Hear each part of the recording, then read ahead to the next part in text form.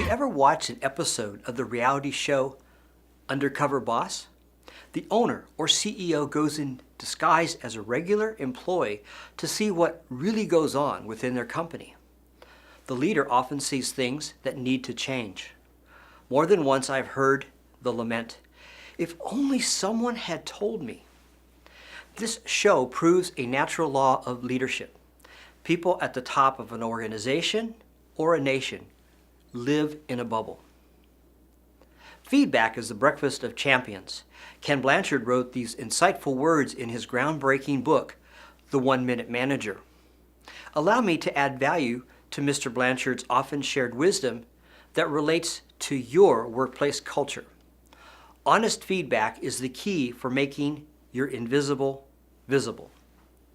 This is advice I use to remind leaders about their commitment and obligation to always improve their team and organization's culture, since culture is a primary contributor to profitability, employee and customer loyalty, and overall excellence.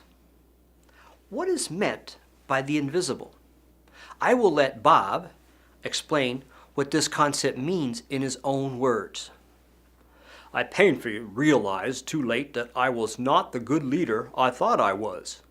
Last month, I lost both my best salesman and a vital product manager to a competitor, something I never ever expected. When the director of human resources asked each one why they were leaving, they both cited the same reason: me. They felt demeaned and minimized because I continually failed to honor their contributions and hard work. After I heard that, I needed to see if this was a simple misunderstanding, which I thought it was. I asked the HR person to conduct a survey of everyone who worked for me to describe how I was perceived as their boss, specifically in the area of giving recognition and rewarding good work, things that I thought I did. What I discovered was, if the surveys were a grade school report card, I rated an F-. That hurt. This survey also revealed that the entire business unit I manage is best described as an environment where no one really recognizes each other's contributions. Ouch. After much gut-wrenching self-analysis and consulting with my mentor on the executive team and with the HR director who conducted the survey, I now realize that this uncaring culture all starts with me. Because I don't recognize people's contributions at all, no one else treats recognition as important. Now, everywhere I look, I clearly see that I missed obvious warning signs about this widespread attitude of taking each other for granted. I should have used these indicators to notice that we needed to improve, but I was clueless because I believed one thing and blinded myself to the reality of our true culture. Now, sadly, I have lost two good people, and I sense a widespread lack of loyalty to me and to this entire company. I only wished I had someone who would have opened my eyes to what was invisible to me. Who knows? Maybe my people tried, but it's too late for Bob to change his ways, but it is not for you. As for Bob, the board of directors later fired him because his division lost millions of dollars in sales, due entirely to the astronomically high employee turnover in his business unit. I'm going to now share with you the tool for obtaining honest feedback. I completed a project with a client where this tool came in handy. My role was to gain insights into the existing culture and compare my findings against what the leaders thought their culture was like. What I uncovered and opened their eyes to was a hostile work environment that they had fostered. After I opened the doors and the windows to expose what they were unable or unwilling to see, I shared with them the importance of transforming what was wrong before their assets and intellectual capital all walked out the door or they got sued. In summary form, this process is to make the invisible visible. By using this tool, you don't need to go underground disguised as one of your employees.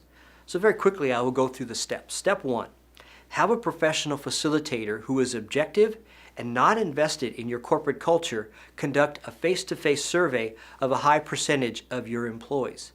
This can be done by an outside consultant or an employee from another part of your organization. I suggest targeting between 25 and 30% of all employees. Yes, it's a high level, but you'll understand why. Inform the employees in advance that your intent of these interviews is to get a better understanding of the current mood of your corporate culture. Have the facilitator ask each employee to suggest up to 10 specific descriptors that would describe the corporate culture they experience each day. The descriptors could be the form of adjectives, phrases, or even sayings that employees use to describe the work environment or their job, or maybe the prevailing coworker attitudes. Step 2. This takes a little bit of work, yet it is an important step. Have this facilitator gather all the descriptors together into one document. Combine similar descriptors, but do not edit or change the employee's words. Finally, place the descriptors into alphabetical order. You will note that their descriptors range from very positive to extremely negative, and from neutral to emotional. With this list, you will immediately spot trends that indicate the general mood of your employees at this particular moment of time. Make sure that the facilitator is the one to do the combining, listing, and alphabetizing. Step 3 of this process. Have the facilitator take the list and cull it down to no more than 50 descriptors. 25 to 30 descriptors is ideal. These descriptors should be at both extremes, at the positive and the negative. The list must include the ones that were repeated most often by the employees who contributed their comments. Step 4. Schedule meetings with all employees. It would be a plus if this can be an all-hands meeting, but if your organization is too large, schedule smaller meetings so that every employee has an opportunity to attend one. At this meeting, place the top descriptors listed on the walls. Early in this meeting, give the employees time to look at the list of descriptors that are on the wall. This meeting must be conducted by an outside facilitator, hopefully the one that did the surveys, because you are very likely perceived as part of the problem. And if employees feel that you are there to beat them up for expressing their honest opinion about your culture, you will remove whatever trust they have in you. Your job in this meeting is threefold. First, as employees look over the list of descriptors, notice their reactions and the ones that seem to resonate the most with them. It'll be very obvious in their words and in their body language. Second, explain your intention is to improve the corporate culture, and you will be changing the aspects that are not positive. Point them out, especially the negative ones, the ones that need changing, and then point out the positive ones that you want to capitalize on. Your third action is to inform the employees that an independent third party will conduct a company-wide survey to gauge how deeply these feelings run among all employees. Assure them that the information will be used for positive change only, and you really honor their honest opinion. Inform employees how the survey will be conducted and their response window. Don't give them too much time to think about their responses. 7 to 10 days is appropriate. Inform employees of the process used for making sure their answers are kept confidential and that there will be no attribution of their responses. Finally, introduce the third party who will conduct the survey. The fifth step is to prepare a simple survey that lists the common descriptors. Design a feeling response gauge on a scale of 1 to 6. This is where your employee will give you his or her reaction to the descriptor. On my scale, I use reactions that range from I strongly disagree to I somewhat disagree to I somewhat agree to I strongly disagree. Please notice that my range of 1 to 6 does not correspond to the 4 feedback options because this method allows the employee to give in-between responses. An employee might put her response between I strongly agree and I somewhat agree. If you opt for a wider range of reactions, be sure that your numerical scale is an even number and no more than 8 choices.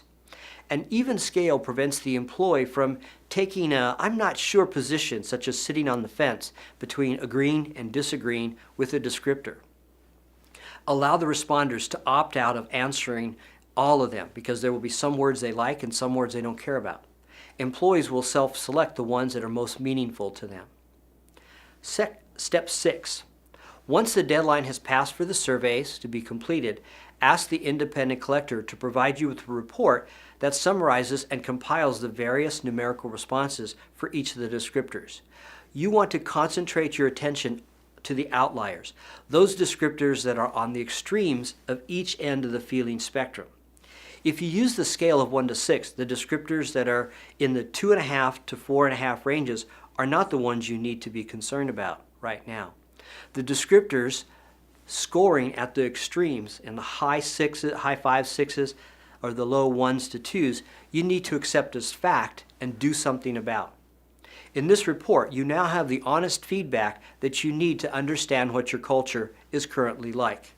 You will quickly spot trends, especially problem areas, and the great aspects of your culture, the things that you want to emphasize.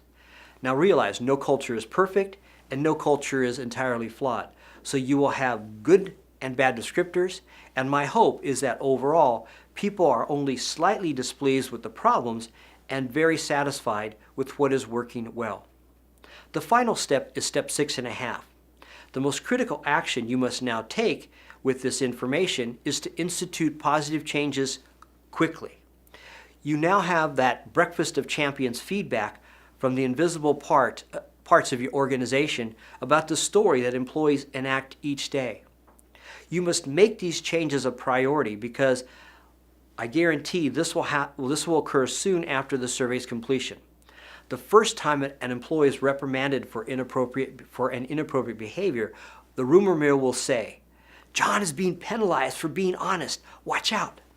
If employees do not see any changes as a result of providing you with feedback into the invisible, they will grow cynical and distrustful of you. So ensure that employees actually see and experience positive improvements as a result of their feedback very quickly, or you will have just opened Pandora's box, and I guarantee nothing positive will happen after that. And this is the reason that this last step is only 6.5. You are only beginning a journey that will take time and effort to complete. Finally, this survey can deliver good news too. I was involved in another coaching project where the leadership team discovered that pride is an important element of their culture story. Now, while these executives suspected this because the company is 100 years young, they did not realize the depth that their employees took this to heart. Pride was the story that was being enacted each day, and yet this was invisible to the leaders. One of the commitments the CEO made to me, his coach, was to ensure that whatever improvements he made to his culture would not tarnish or damage the pride that the employees felt about the company, its products, and its heritage. Please feel free to share this information with your colleagues.